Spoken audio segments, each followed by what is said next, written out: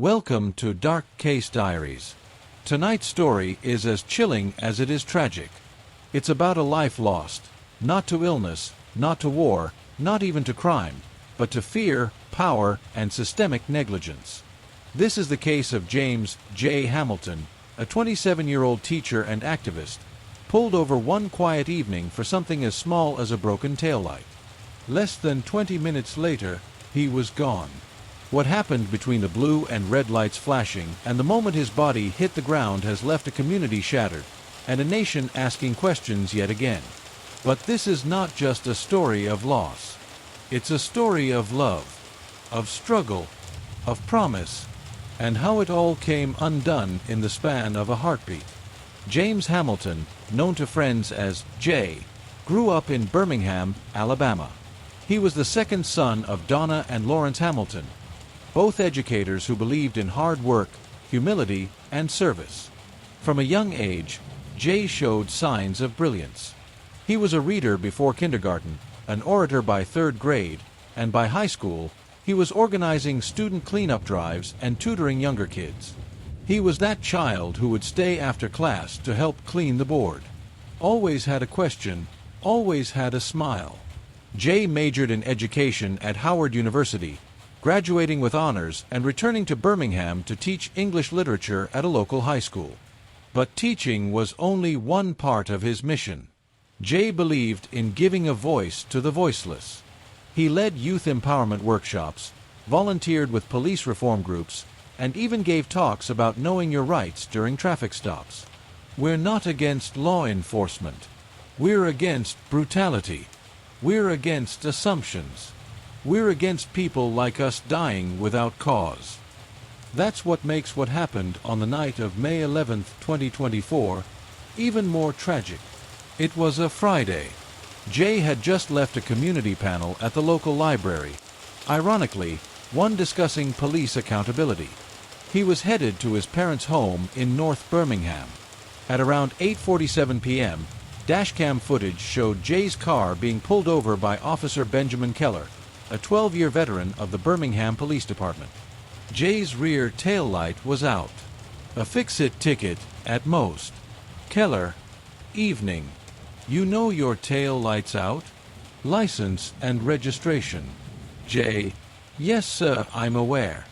I actually ordered the part. Keller: keep your hands where I can see 'em. The tone shifted almost instantly. Jay complied, voice steady. But Keller grew increasingly aggressive, questioning why Jay seemed nervous.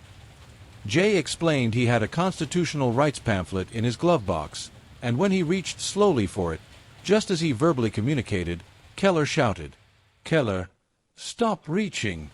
Jay: I'm not, sir. Then came the first shot. Jay slumped. Then another shot. Then silence. Backup arrived. Paramedics pronounced Jay dead on the scene. The Birmingham Police Department issued a statement.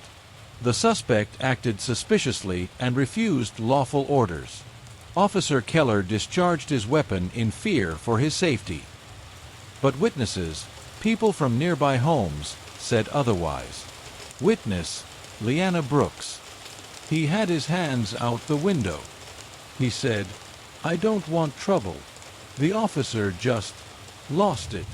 The city coroner's autopsy showed Jay was shot twice in the chest at close range, with both hands up. No weapon was found in the car. The community erupted. Within 24 hours, protests filled the streets. Justice for Jay banners flew from buildings. High school students walked out in silence. Jay's mother, Donna, stood before hundreds on the courthouse steps. "My son taught kids how to survive police stops. He taught them how to de-escalate. He followed every rule. And now he's gone." Then came the revelations. Officer Keller had a history. Internal affairs records, leaked by an anonymous source, showed 5 previous complaints of excessive force, all involving young black men. None led to charges. In 2021, Keller was suspended for striking a teen during a protest, but returned quietly after sensitivity training. Why was he still on the streets? Birmingham was in mourning, but also in rage. Protesters clashed with riot police. National media descended. Jay's story became a flashpoint in the debate over policing in America. Jay's funeral was held at Bethel AME Church, where nearly 1,200 mourners gathered. His students read poetry. His younger sister, Amina, sang his favorite Sam Cooke song, "A Change Is Gonna Come." He was not a statistic. He was our hope, our joy, our answer. And this city failed him. The governor promised an independent investigation. The DOJ launched a civil rights inquiry. Keller was placed on paid administrative leave. Weeks turned to months. No indictment. Jay's parents filed a wrongful death lawsuit, uncovering more damning evidence. A body cam not submitted into evidence, erased phone records, and a fellow officer who claimed Keller once joked, "I don't blink twice if they twitch." But the local DA refused to press charges. In the face of outrage, the state attorney general stepped in. Still, Keller resigned quietly. No jail. No conviction. As months passed, something unexpected happened. Jay's students, those he taught to think critically, to speak up, to lead, began to step forward. One organized a youth town hall. Another began law school with a vow to become a civil rights attorney. A group of teenagers he once mentored started an online campaign tracking officer accountability across Alabama. Within a year, it had over 1 million followers. Jay had always said, "You plant seeds you may never see grow." In the summer of 2025, on what would have been his 29th birthday, hundreds gathered in Kelly Ingram Park to unveil a mural. It wasn't just of Jay. It showed children, fists raised, facing a horizon painted in light. Donna, his mother, stood before the crowd and whispered, "My son is gone, but look at what he left behind." And there, under the southern sky, something shifted, not in the system, not in the courtroom, but in the hearts of those who once felt helpless. They were not silent anymore. They were angry. They were organized. They were awake. Jay Hamilton was taken too soon, but his truth didn't die with him.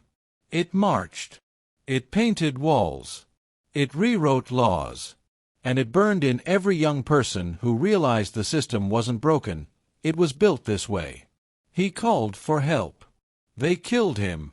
But in doing so, they awakened an army.